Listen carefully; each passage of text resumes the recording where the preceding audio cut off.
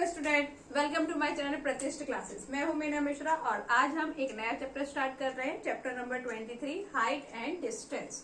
इस चैप्टर में काफी सारे क्वेश्चंस आपको रिड्यूस हैं, तो वो क्वेश्चन जिसमें कि right angle triangle more than 2 है, इन शॉर्ट जो बहुत लेंथी क्वेश्चन होंगे वो आपको रिड्यूस है। तो ड्यूरिंग दिस सेशन हम लोग लेक्चर के ड्यूरिंग ये डिस्कस करेंगे कि कौन से क्वेश्चन हैं और कौन से रिड्यूस है। तो जो रिड्यूस होंगे वो मैं आपको बता दूंगी कि ये रिड्यूस है और वो हम क्वेश्चन सॉल्व नहीं करेंगे।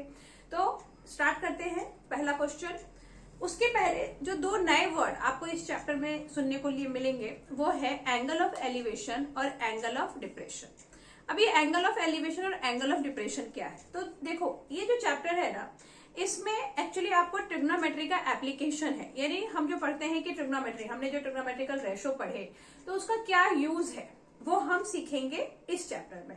ट्रिग्नोमेट्रिकल रेशो का क्या यूज होता है, ट्रिग्नोमेट्री का क्या यूज होता है, ये भी हमने डिस्कस किया था जब हमने चैप्टर स्टार्ट किया था ट्रिग्नोमेट्री।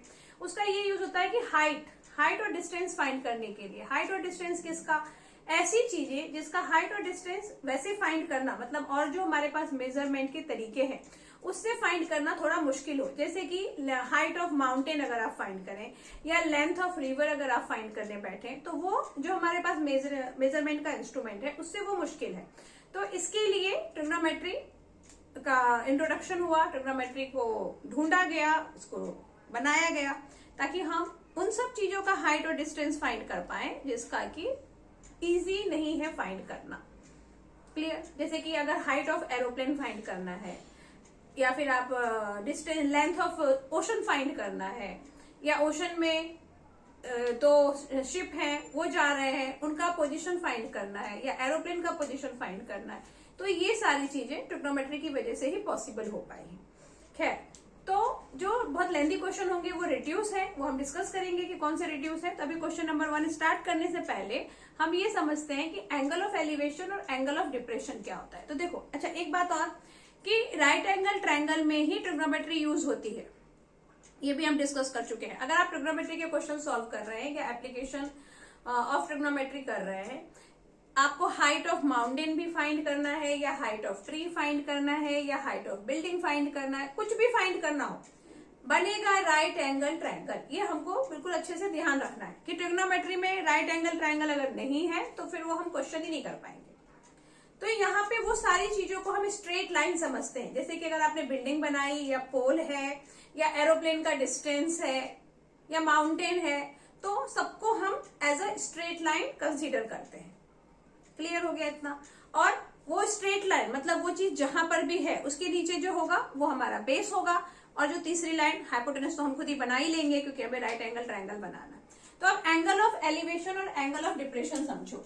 जैसे कि ये बेस है हमारा, हम जमीन पे खड़े हैं और यहाँ पे खड़े होकर अगर ये हमारी एक बिल्डिंग है और यहाँ खड़े होके हम इस बिल्डिंग को देख रहे हैं, या यहाँ खड़े होके बिल्डिंग को कैसे देखेंगे, ये तो बिल्डिंग का बेस है ना, तो हम यहाँ खड़े हैं और हम यहाँ खड़े होके इस बिल्डिंग का ये ऊपर का पार्ट देख रहे हैं।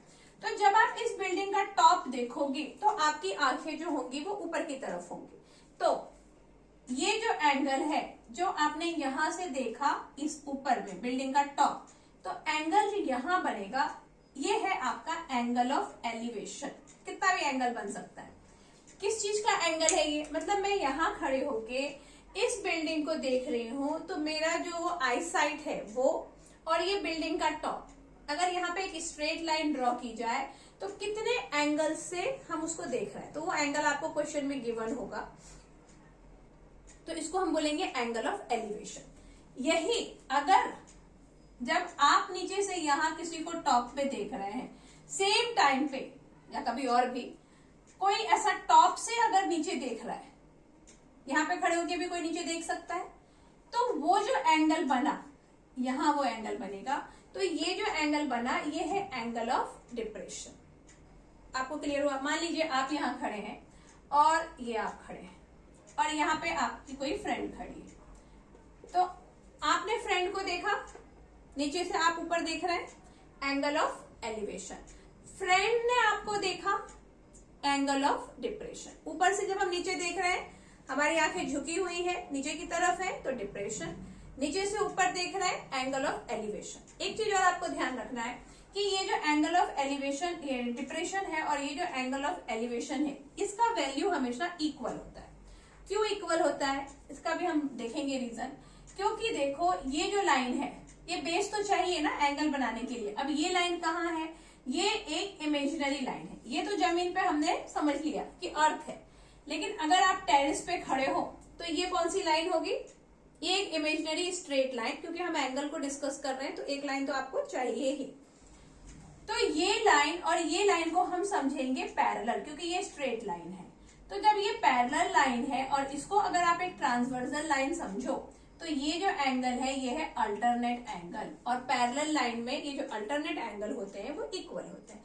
तो इसलिए एंगल ऑफ डिप्रेशन और एंगल ऑफ एलिवेशन हमेशा इक्वल होता है। अब ये कि ये जो एंगल ऑफ डिप्रेशन है अगर क्वेश्चन में ये भी दिया है तो भी आपको ऐसा अपने कंफर्ट के लिए हम एंगल ऐसा नीचे ही ड्रॉ करेंगे और फिर वैल्यू फाइंड करेंगे। क्यों ऐसा हम करेंगे, क्योंकि मान लो अगर हमें एंगल ऑफ डिप्रेशन दिया होता है कि ये यहाँ से ऊपर से कोई नीचे देख रहा है, यहाँ पे कोई गाड़ी या कुछ भी है, ऐसे क्वेश्चन हम करेंगे और उसने 30 डिग्री का एंगल बनाया और मैंने अगर 30 डिग्री का एंगल इधर बना दिया तो इसको मैं कैसे सॉल्व करूंगी, क्योंकि राइट एंगल ट्रायंगल ये नहीं है, राइट एंगल ट्रायंगल यहाँ है। तो उस केस में हम क्या करते हैं, इन दोनों को इक्वल समझ के यहीं पे एंगल ड्रॉ करते हैं और फिर नॉर्मली उसको सॉल्व करते हैं। जैसे कि अगर एंगल ऑफ एलिवेशन दिया होता तो हम जैसे सॉल्व करते वैसा ही हम एंगल ऑफ डिप्रेशन में भी सॉल्व करते हैं। तो बहुत ज्यादा आपको कंफ्यूज नहीं होना है, बस आपको इसलिए एक्सप्लेन किया कि एंगल ऑफ एलिवेशन और डिप्रेशन अगर हो तो आप ये ना समझे कि अब इसको कुछ अलग करना है, कुछ अलग नहीं करना है, सिर्फ एंगल नाम अलग दिया है कि अगर आप ऊपर से नीचे देख रहे हैं तो एंगल ऑफ डिप्रेशन, नीचे से आप ऊपर की कुछ चीज देख रहे हैं तो एंगल ऑफ एलिवेशन। और एक बहुत ही फनी तरीका है याद रखने का, जैसा मैंने याद रखा था, क्योंकि मैं कंफ्यूज होती थी कि ये नहीं है, ये अगर आप टॉप पे देख रहे हैं तो एलिवेशन होगा कि डिप्रेशन होगा। तो मैंने एक तरीका अपने लिए ये निकाला था कि मोस्टली डिप्रेशन में इंसान ऊपर से नीचे कूदता है, तो अगर आप ऊपर से नीचे देखेंगे यानी आप डिप्रेशन में है तो वो एंगल ऑफ डिप्रेशन होगा। अगर आपको ये फंडा काम आएगा याद रखने के लिए तो ठीक है, नहीं तो आप अपना कुछ अलग फंडा बनाना। ओके, तो एंगल ऑफ एलिवेशन और डिप्रेशन हमने समझा। अब हम क्वेश्चन सॉल्व करेंगे। Question, the angle of elevation of the top of a pole from a point on the level ground and 15 meter away from the pole is 30 degree. Find the height of the pole. अब इस question को, जैसा कि मैंने आपको बोला कि इस टाइप के जो हाइट और डिस्टेंस वाले क्वेश्चन होंगे उसमें स्ट्रेट लाइन बनाना है, राइट एंगल ट्रायंगल बनेगा, ये फिक्स है। लेकिन अब उस राइट एंगल ट्रायंगल में पोल क्या होगा, डिस्टेंस किस चीज का दिया हुआ है, वो थोड़ा हम समझेंगे। तो क्वेश्चन में क्या है, द एंगल ऑफ एलिवेशन, तो उसको तो अभी रहने दो, उसको बाद में समझो। पहले एक लाइन बना लो, ये हमारा राइट एंगल ट्रायंगल का राइट एंगल हमने बनाया। इसमें क्या है, elevation of the top of a pole from a point on the level ground. ये टॉप ऑफ पोल है and this is the level ground जहां पे ये पोल खड़ा है। And 15 metre away from the pole, ये पोल है और पोल से कितना दूर, 15 मीटर अवे, ये पोल से 15 metre away. Angle of elevation is 30 degree, यानी यहां से हम उस पोल को देख रहे हैं और एंगल ऑफ एलिवेशन हमारा कितना बन रहा है, 30 डिग्री। तो ये क्वेश्चन आपको क्लियर हुआ। मेन आपको यही समझना जरूरी है कि 15 मीटर कहाँ है। कितने बार हम इसको 15 मीटर समझ लेते हैं कि पोल से इतना दूर, लेकिन ऐसा नहीं है। पोल से डिस्टेंस मतलब ये पोल जमीन पे है और जमीन से 15 मीटर के डिस्टेंस पे यहाँ कुछ है और यहाँ से इस पोल का जो एंगल ऑफ एलिवेशन है वो 30 डिग्री है। ओके, अब क्या करना है, find the height of the pole. तो आप इसको एबीसीडी ले ही लोगे, लेना ही पड़ेगा। ये हमने लिया, ये हमें हाइट फाइंड करना है। ये तो हमें पता है कि बीसी इज अ पोल, लेकिन आपको क्वेश्चन में ये मेंशन करना है। तो हम क्या लिखेंगे यहाँ पे सोल्यूशन में, BC is equal to h metre height of pole. ये हाइट ऑफ पोल हो गया और AB क्या है, 15 मीटर डिस्टेंस ऑफ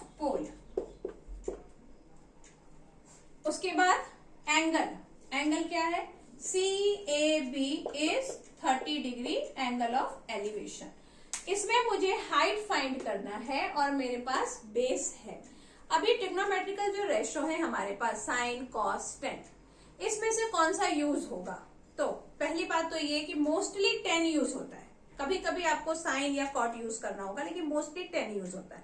लेकिन एक जो रूल है उस रूल के हिसाब से मैं आपको समझाती हूँ कि कैसे पता चलेगा कि क्या यूज करना है। अभी मुझे हाइट फाइंड करना है और बेस है, तो ट्रिग्नोमेट्रिकल रेशो के जो फॉर्मूले हैं जिसमें आपने पढ़ा है हाइपोटेनस बाय बेस, इस टाइप के जो फॉर्मूले हैं, उसमें से वो कौन सा फॉर्मूला है जहां पर हाइट और बेस यूज हो रहा है?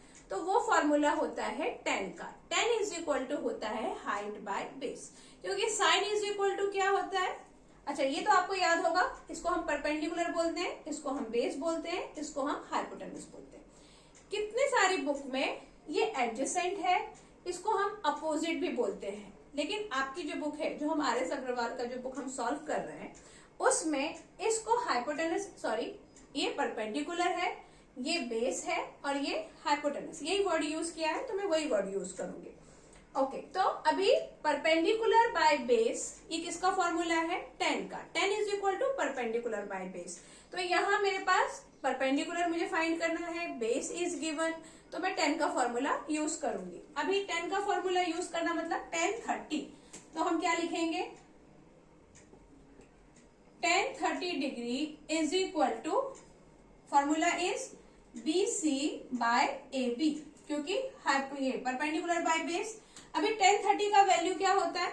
10 30 का वैल्यू होता है 1/√3। 10 30 का वैल्यू 1/√3 होता है। ये भी आपको याद होगा, आपने वो टेबल जो पढ़ा हुआ है जिसमें कि साइन 0 डिग्री, फिर 30 डिग्री, फिर 45 डिग्री, फिर 60 डिग्री, फिर 90 डिग्री, जो टेबल हमने लर्न किया है, तो वहां पे याद आ गया होगा आपको कि 10 30 का वैल्यू हो गया 1/√3। BC कितना है अपना? BC तो H है जो हमें पता नहीं है, और AB इज 15, ये हो गया। अभी आप इसको क्रॉस मल्टीप्लाई कर लो, तो 15 क्रॉस मल्टीप्लाई क्यों करना है? H फाइंड करना है, तो यहाँ 15 आ गया। 15/√3 is equal to H, sorry ये क्रॉस इधर आ गया। अब 15 इंटू 1, यहाँ 15 को ले आए, /√3 इज इक्वल टू H, क्योंकि H फाइंड करना है तो उसको अकेला रखना है। अभी आप देखो कि डिनोमिनेटर में √3 दिया हुआ है। इस क्वेश्चन में दिया है आपको कि √3 की जगह पे आपको 1.732 जो √3 का वैल्यू होता है, एक बार मैं चेक करती हूँ यही होता है कि नहीं। √3 इज इक्वल टू 1.732 ये क्वेश्चन में है, तो ये आपको यूज करना है। डिनोमिनेटर में कभी भी अगर कोई वैल्यू रूट में होती है तो उसको हम एज इट इज यूज नहीं करते हैं, उसको हम रैशनलाइज करते हैं। तो यहाँ पर भी हम वही करेंगे। 15/√3 है, आपको इसको पहले रैशनलाइज करना है, और रैशनलाइज करना भी सबको याद होगा कि जो डिनोमिनेटर है इसको मल्टीप्लाई डिवाइड। 15 ये क्या आ गया? 15√3, √3 into √3 is 3 is equal to H। और अब नेक्स्ट आप क्या कर सकते हैं? 15 को किससे मल्टीप्लाई करेंगे? Value of √3 that is 1.732 by 3। 3 को कैंसिल करो, 3 1 जा 3, 3 5 जा 15, और ये हम ऊपर पहले भी कैंसिल कर सकते थे, इज इक्वल टू H। अब आप 5 को मल्टीप्लाई करो 1.732 से, तो आपका आंसर आएगा 5 2 जा 10, 5 3 जा 15 और 1 16, 5 7 जा 35, 36, 5 1 जा 5, 6 7 8, 1 2 3 डिजिट के बाद decimal, metre is equal to height. एक बार आंसर चेक करेंगे कि ये आंसर है कि नहीं। तो ये हाइट ऑफ पोल इज 8.66, ये जीरो की जरूरत नहीं है, डेसिमल के बाद है, तो आंसर आ गया 8.66 metre is the height of pole. ऐसे ही बहुत ही इजी और सिंपल क्वेश्चन है सारे, बस क्वेश्चन को आपको समझना है और सब में बनेगा यही राइट एंगल ट्रायंगल। और इसमें बस आपको ये समझना है कि जो वैल्यू है वो किस चीज की वैल्यू दी हुई है, उसको कैसे मुझे अरेंज करना है, बस। Question number 2, question number 2, from the top of a cliff 50 metre high. अच्छा, from the top of a cliff 50 metre high, ये जो 50 मीटर हाई है ये क्या है? It is the height of a cliff. The angle of depression of a boy is 30 degree. ये जो boy है इसका मतलब क्या होता है? कोई भी चीज जो फ्लोट कर रही है, अभी पानी में, वहां पे रिवर हो सकता है या सी हो सकता है, वहां पे कोई चीज फ्लोट कर रही है, तो वो है boy. is 30 degree, calculate to the nearest meter the distance of a boy from the foot of the cliff। अभी हमने डिस्कस किया था कि क्लिफ है या पोल है या माउंटेन है, कुछ भी है तो उसको हम स्ट्रेट लाइन ही इमेजिन करेंगे यहाँ पर। तो ये हो गया आपका बेस और ये है क्लिफ। इसका हाइट कितना दिया हुआ है 50 मीटर। ये कैसे पता चला कि it is the height of cliff, क्योंकि लिखा ही हुआ है, देखो from the top of a cliff 50 metre high the angle of depression. तो ये जो 50 मीटर हाई है वो क्या दिया हुआ है, height of this Cliff. It is अच्छा, उसके बाद इसको आप एबीसी ले लो और एंगल ऑफ डिप्रेशन है, मतलब एंगल ऊपर से बनेगा ये कुछ ऐसा, ये मैं इतना ऊपर क्यों बना रही हूं, ये कुछ ऐसा, ये एंगल ऑफ डिप्रेशन है 30 degree from the foot of the cliff. तो ये अगर 30 डिग्री है तो ये भी कितना होगा, 30 डिग्री होगा। हमने डिस्कस किया था because this both is parallel line, it is a transversal line and these are alternate angle. तो अल्टरनेट एंगल होते हैं तो वो इक्वल होते हैं, तो ये भी 30 डिग्री हो गया। हमें फाइंड क्या करना है, distance of the boy from the foot of the cliff. तो let distance is x metre. ये यहाँ पर ये क्लिफ है और ये a इज द बॉय, मतलब यहाँ पर ये रिवर है, ये ओशन है, सॉरी सी है, और यहाँ पे कुछ चीज है जो फ्लोट कर रही है पॉइंट ए पे। तो मुझे क्या करना है, इस क्लिफ से इसका डिस्टेंस फाइंड करना है, या यहाँ से क्लिफ का डिस्टेंस फाइंड करना है। तो हम सब कुछ मेंशन करेंगे जो भी हमने यहाँ पे इमेजिन किया है। BC is cliff and it is 50 metre. उसके बाद A इज पोजीशन ऑफ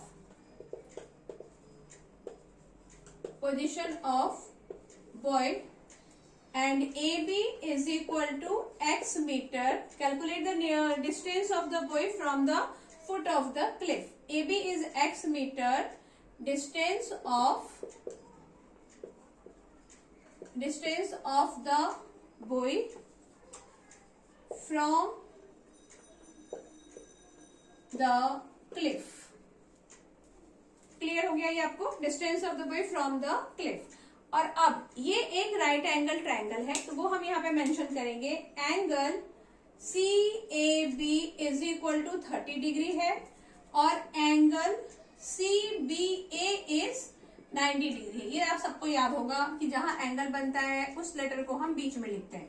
तो इस एंगल का नाम क्या है, CBA, और इस एंगल का नाम क्या है, CAB।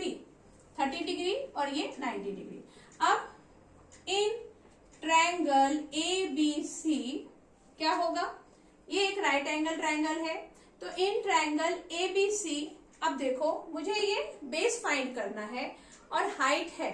अगेन जो डिस्कशन हो रहा है वो हाइट और बेस के बीच में हो रहा है, यानी वापस हम क्या यूज कर सकते हैं, यहाँ पे 10 यूज कर सकते हैं, क्योंकि 10 में अभी हमने देखा था कि हाइट और बेस है। तो हम क्या लिखेंगे, in triangle ABC tan 30 degree is equal to height is BC by base is AB। tan 30 degree का वैल्यू हमने देखा था 1/√3। BC कितना है, 50 है और AB है x। और वापस हम क्या करेंगे, इस बार तो क्रॉस मल्टीप्लाई करके हमारा काम हो जाएगा। x into 1 is x and 50 into √3। तो 50 और √3 का वैल्यू क्या है, 1.732। अब आप इसको मल्टीप्लाई करेंगे तो ये मल्टीप्लाई करने का जो शॉर्टकट है वो भी आपको पता ही होगा कि यहाँ पे ये 0 का नंबर है, तो आप सीधे 5 से मल्टीप्लाई करो। 5 2 ज़ा 10, 5 3 ज़ा 15 और 1 16, 5 7 ज़ा 35 और 1 36, 5 1 ज़ा 5 6 7 8। ये हमने 5 से मल्टीप्लाई किया, लेकिन ये 50 है तो एक और 0 हम यहाँ लगा देंगे। उसके बाद 1 2 3 डिजिट काउंट करके हम डेसिमल लगाएंगे। डेसिमल के बाद सिर्फ 0 है, वो कैंसिल हो जाएगा और आंसर आएगा 86.6 मीटर। ये 86.6 मीटर क्या आया हमारा, ये आया हमारा उस क्लिफ का डिस्टेंस फ्रॉम द बॉय। तो ये क्वेश्चन आपको समझ में आया, very good. Question number 3, a vertical pole is 12 metre high. यहाँ पर आपको क्वेश्चन पढ़ के समझ आ गया कि वो जो पोल है उसका हाइट आपको 12 मीटर है, ओके।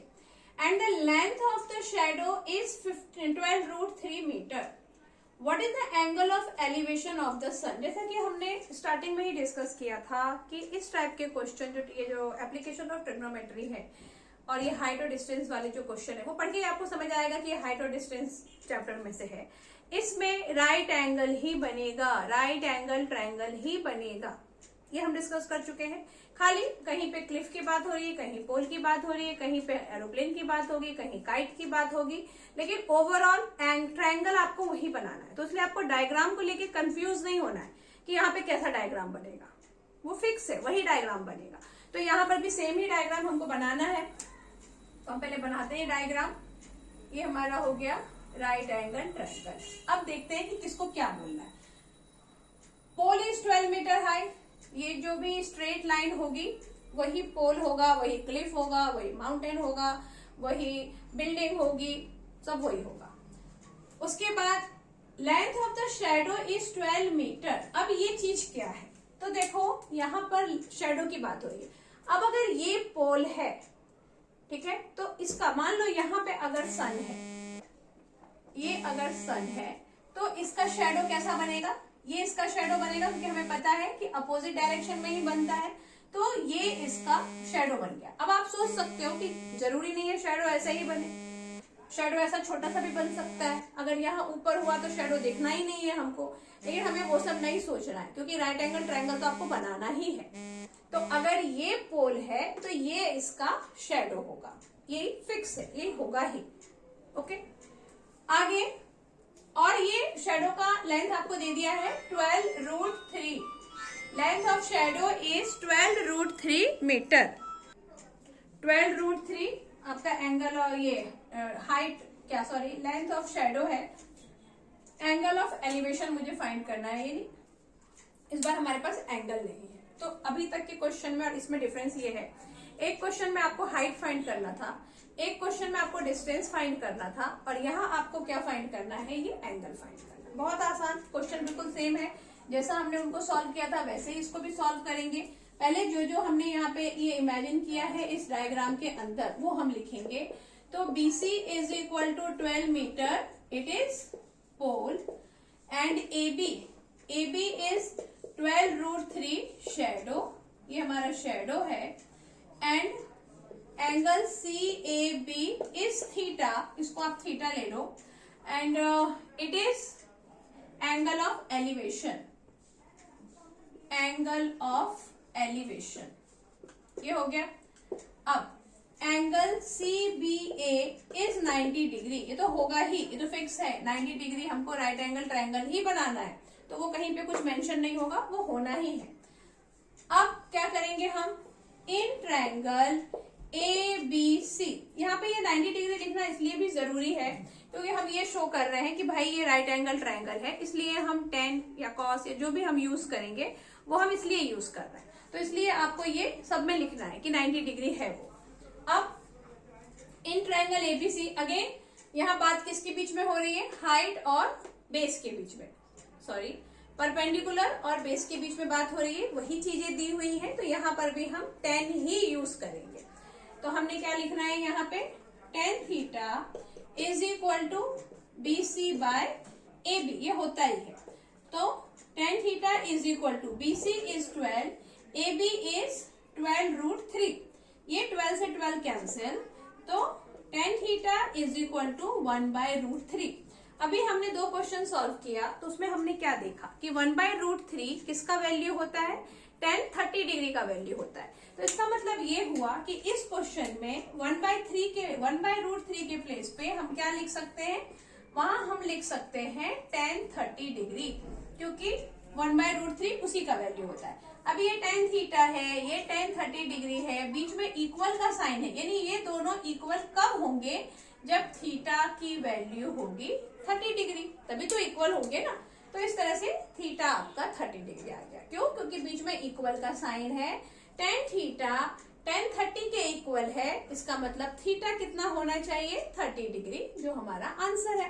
तो आज के इस लेक्चर में बस इतना ही, और आगे के क्वेश्चन नेक्स्ट लेक्चर में. Thanks for watching.